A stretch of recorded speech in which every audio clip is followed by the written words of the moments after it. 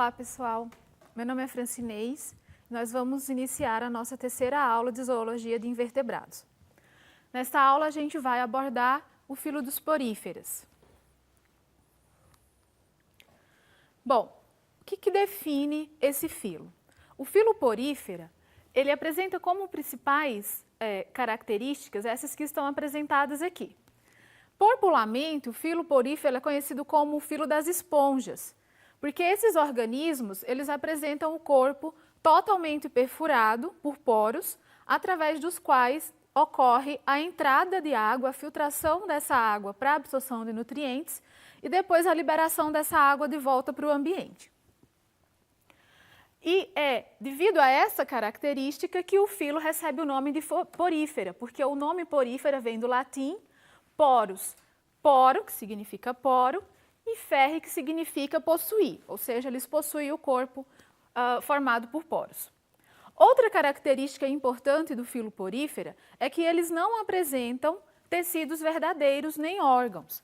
Então, esses animais, eles apresentam o corpo formado por células e essas células são especializadas em realizar as funções de digestão, excreção, absorção de trocas gasosas, reprodução. Então, não há formação de tecidos verdadeiros.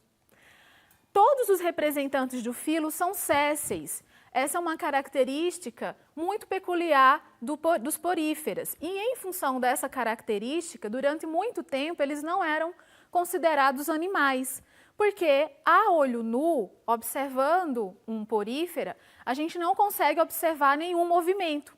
Os movimentos dos poríferas ocorrem a nível celular, então são microscópicos. A gente não consegue ver esses animais apresentarem nenhuma característica de movimento, consequentemente, isso não remete a um animal. Mas, com o avanço dos estudos, eles foram classificados como animais a partir de outras características, inclusive algumas características do desenvolvimento embrionário. Os poríferas, eles vivem em ambientes aquáticos, predominantemente marinhos, mas há também algumas espécies que habitam ambientes de água doce. São animais diblásticos, ou seja, possuem 2 folhetos embrionários, apresentam simetria radial, mas a grande maioria é assimétrica, porque esses animais eles apresentam um modo de crescimento que acompanha o substrato no qual eles se fixam.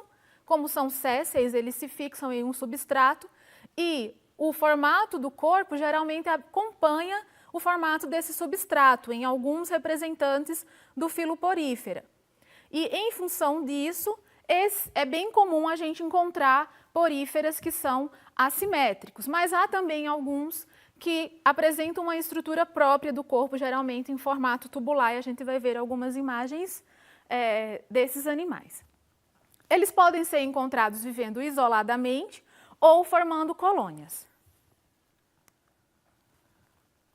Quais são, então, essas células que formam o corpo dos poríferas? O corpo dos poríferas ele é formado por uma parede que reveste todo o corpo. Essa parede é formada por um tecido rudimentar, ou a gente nem pode chamar de tecido, mas uma organização celular chamada de pinacoderme, cujas células que constituem essa pinacoderme são chamadas de pinacócitos, e esses pinacócitos eles têm como principal função secretar o material que fixa esses animais ao substrato. Então, algumas proteínas, algumas substâncias, algumas vezes gelatinosas, que servem para fixar porífera ao substrato no qual ele vai se desenvolver. Os poros, por sua vez, são formados por células chamadas de porócitos. O mesoílo, que é a região mediana do corpo dos poríferas, é constituído por um material esquelético e por células ameboides. Há diversos tipos de células ameboides no mesoílo. Essas células desempenham funções diversas também, inclusive produção de gametas, óvulo e espermatozoide. Então, a produção da estrutura esquelética que sustenta o corpo desses animais ocorre também nessas células do mesoílo. E o esqueleto dos poríferas, ele é constituído por espículas. Essas espículas, elas são calcárias, silicosas e ou formadas por fibras proteicas de espongina. A gente pode ter espículas que são só calcárias, ou só silicosas, ou só formadas por espongina, ou pela combinação dessas substâncias. E há também os coanócitos, que são células extremamente importantes para a vida desses animais, porque elas são responsáveis pelo movimento de água e pela captura de alimento. Nesse slide, vocês vão conseguir visualizar todas essas células que eu comentei anteriormente. Então, aqui tem a representação de um corpo do porífera. A parede externa do corpo desses animais, que reveste todo o corpo externamente, é chamada de pinacoderme, como a gente viu anteriormente. Nessa figura aparece o nome epiderme, vocês podem encontrar essa denominação em algum livro ou em algum material didático. Não é correto usar o termo epiderme, porque epiderme é um tecido verdadeiro, então a gente usa apenas para animais que possuem tecido verdadeiro. Então, não é correto chamar essa parede que reveste o corpo dos poríferas de epiderme. A gente tem aqui o mesoílo, que é essa região mais interna que eu comentei anteriormente. No mesoílo nós vamos encontrar tanto as espículas que constituem o esqueleto desses animais, como vamos encontrar também as células ameboides, que vão desempenhar as diversas funções do corpo desses organismos. E mais internamente a gente encontra então os coanócitos, que são as células que promovem o movimento da água e a absorção dos nutrientes contidos nessa água. Essa região central aqui é chamada de átrio e essa é a abertura de ósculo. Então, o que acontece? Como que esses animais retiram, então, esse alimento do ambiente? Eles são, na verdade, filtradores. Então, a água, a corrente de água, o fluxo de água vai entrar no corpo dos animais pelos poros, formados por essas células chamadas de porócitos. Vão, então, essa corrente de água vai ser movimentada pelo movimento dos flagelos dos coanócitos. Vai haver a filtração dessa água e a retirada dos nutrientes contidos nessa água. E então essa água será liberada numa corrente chamada de corrente exalante pelo ósculo.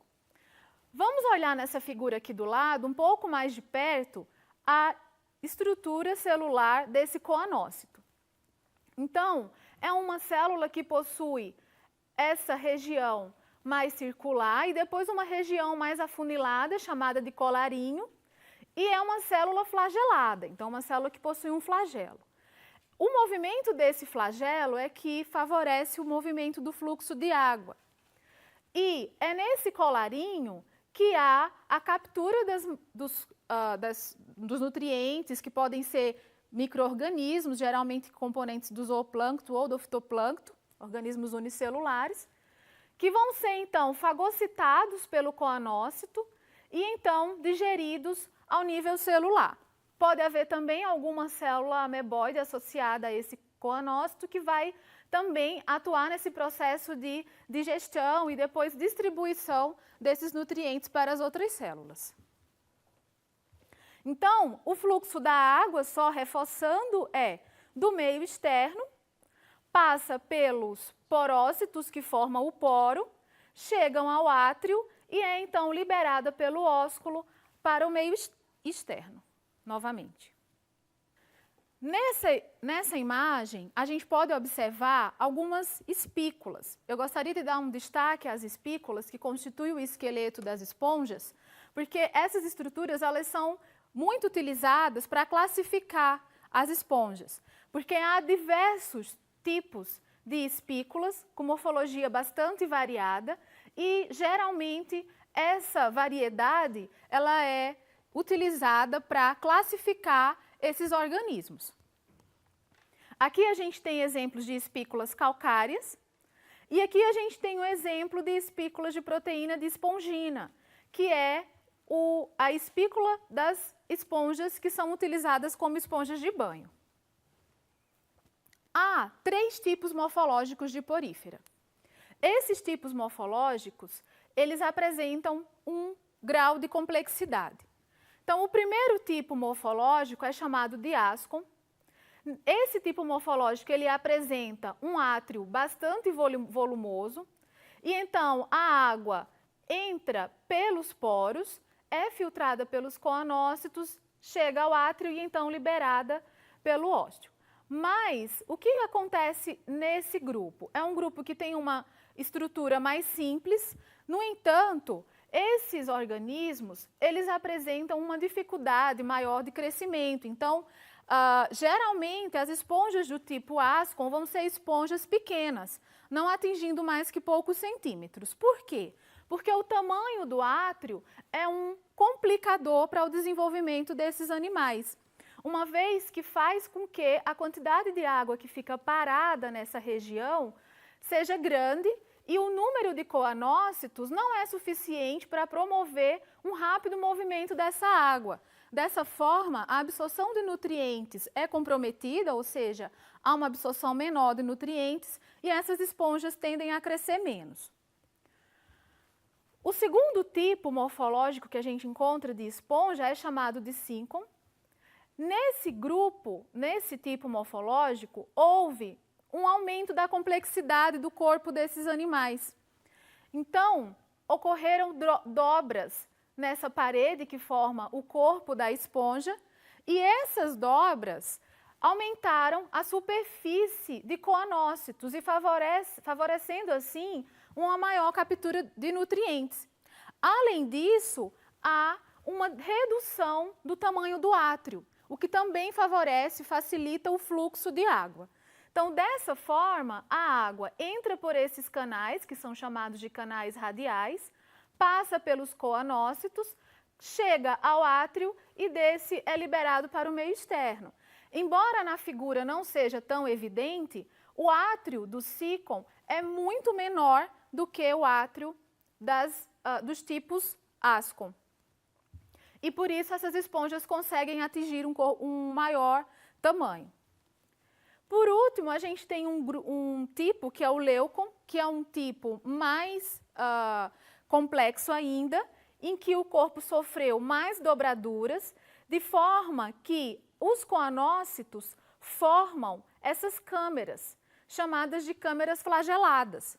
Então, a água entra por esses canais, passa por essas câmeras, é filtrada, e aí pode haver mais de uma filtração, porque a água que entrou nesse canal e foi inicialmente filtrada nessa câmera pode passar nessa outra câmara e ser novamente filtrada, e mais uma vez, e assim por diante, até atingir o átrio. Então, há um melhor aproveitamento dos nutrientes, porque a água vai ser filtrada várias vezes. O átrio é bem mais reduzido do que os outros dois tipos. Isso também favorece o fluxo de água, a absorção de nutrientes e, consequentemente, permite que as esponjas do tipo leucon atinjam tamanhos maiores. Então, a gente tem exemplares de esponjas, há na natureza exemplares de esponjas desse tipo morfológico que podem atingir até 1 metro ou mais. Com relação à fisiologia, então, dos poríferas, a digestão ela é intracelular, como eu já comentei anteriormente, realizada por células fagocitárias, ou seja, células que englobam os nutrientes e digerem intracelularmente esses nutrientes. A respiração ela ocorre por simples difusão entre as células do corpo do animal e a água. Então, praticamente todas as células do corpo do animal são banhadas pela corrente de água que entra nesse animal e há então a troca de oxigênio e gás carbônico diretamente entre a água e essas células. A excreção também é por difusão. Então, o que ocorre é a liberação dos excretas nitrogenados produzidos por esses animais, excretas nitrogenados provenientes da respiração ou mesmo do metabolismo de proteína. O mais comum é a amônia, que é o excreta nitrogenado mais encontrado nos animais marinhos, e é então liberado para o ambiente. Esses animais não apresentam sistema circulatório nem nervoso, mas eles produzem substâncias químicas que promovem a comunicação celular. Inclusive, eles produzem substâncias químicas que têm chamado muita atenção dos estudiosos da área, especialmente da indústria farmacêutica, porque são compostos que apresentam atividade antitumoral, ou seja, são anticancerígenos, e também atividade anti-inflamatória. E essas esponjas que produzem essas substâncias têm tido bastante interesse da indústria farmacêutica. Com relação à reprodução, eles apresentam reprodução assexuada e sexuada. A reprodução assexuada é a mais comum nesses animais. Ela pode ser do tipo regeneração ou fragmentação. Em alguma literatura vocês vão encontrar fragmentação e a partir dessa fragmentação ocorre a regeneração, brotamento ou gemulação. Nessa figura está representado o brotamento e a regeneração. O brotamento nada mais é do que a formação de um broto em um animal adulto. Esse broto se destaca do animal, cai em um substrato e a partir de então se desenvolve e dá origem a um outro animal adulto. Na regeneração, o que ocorre é, a partir de fragmentos do corpo de um animal adulto, esse corpo cada fragmento desse pode se regenerar e dar origem a um novo organismo. Isso é uma característica muito curiosa desses animais, porque em laboratório já foi observado que se você pegar uma esponja e passar em uma peneira e separar todas as células, cada célula pode se regenerar e dar origem a um novo animal. Ou essas células podem se reagrupar e formar um novo organismo, ou grupos de células podem formar um novo organismo. Então, a capacidade de regeneração desses animais é realmente extraordinária. Lembrando que, sendo uma reprodução assexuada, os indivíduos que se originam a partir desse vão ser geneticamente iguais ao que deu origem. A gemulação é um tipo especial de reprodução assexuada, em que ocorre a formação de gêmulas. E, geralmente, essa reprodução ocorre em situações desfavoráveis, quando essas esponjas, esses animais, se encontram em uma situação ambiental desfavorável. Então, por exemplo, uma esponja de um ambiente aquático de água doce que tem uma seca e há uma diminuição da disponibilidade de água nesse ambiente. Então, ela pode produzir essas gêmulas, que nada mais é do que uma estrutura circular formada por células chamadas de arqueócitos. Essas células são envolvidas por espículas, têm uma abertura na região superior e elas ficam quase que em estado inanimado, em estado de dormência, com uma atividade metabólica muito baixa. E, encontrando novamente uma situação ambiental favorável, essas esponjas caem, essas células arqueócitos são liberadas por essa abertura e caem no substrato e desenvolvem um novo animal. Aqui a reprodução sexuada, então, de modo geral, os poríferos são hermafroditas, então a gente vai ter a produção de gameta masculino e feminino no mesmo organismo. Os espermatozoides, eles são produzidos geralmente nas células do mesoílo e são liberados pela corrente exalante, ou seja, a corrente de água que deixa o átrio do animal, entram na corrente inalante, tá? Eles não entram pelo ósteo, como pode parecer aqui na figura, entram pela corrente inalante, ficam presos nos coanócitos. E aí há a sinalização, ou seja, a liberação de moléculas químicas que sinalizam a produção de óvulo. Então, os oócitos, que são células presentes também aqui no mesoílo, vão produzir os óvulos. E então, quando os óvulos estão produzidos, os espermatozoides são liberados à fecundação e à formação de uma larva. Essa larva é liberada pela corrente exalante. Ela pode ficar no ambiente livre natante por aproximadamente 2 dias, depois ela cai no substrato novamente, se fixa e desenvolve o animal adulto. Então, as esponjas, elas apresentam desenvolvimento indireto, porque há um estágio laval no desenvolvimento do animal. Com relação aos aspectos evolutivos, os poríferos eles ainda têm uma origem incerta, mas há duas hipóteses principais que são consideradas. Uma é de que eles descendem de um ancestral comum flagelado, e que é o ancestral comum dos metazoários, e em função disso eles são classificados como metazoários, ou seja, pertencem ao filo dos animais. E uma outra hipótese é baseada no fato de que os coanócitos são muito semelhantes a protozoários coanoflagelados. E de acordo com essa hipótese, então, os poríferos teriam uma origem distinta dos metazoários. O caráter primitivo do grupo, como já falei anteriormente, é a ausência de tecidos diferenciados e órgãos, e a característica mais singular é a presença dos canais hídricos e a falta de uma extremidade anterior e posterior. Então, a gente vai ver algumas classes de esponjas, só para demonstrar algum desses animais, como são vistos na natureza. A gente tem a classe calcária, cujos animais apresentam espículas formadas por carbonato de cálcio. Então, esse é um representante bastante comum no litoral brasileiro, inclusive. Aqui é um outro representante dessa classe, que são essas esponjas amarelas que crescem fixas em corais.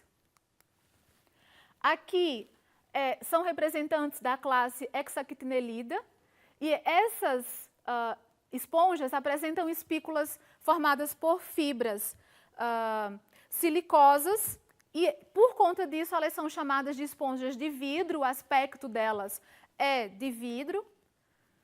A classe Demospongia apresenta o maior número de representantes de porífera, 90% das espécies já descritas pertencem a essa classe, e elas apresentam um esqueleto formado por fibras silicosas e ou de espongina.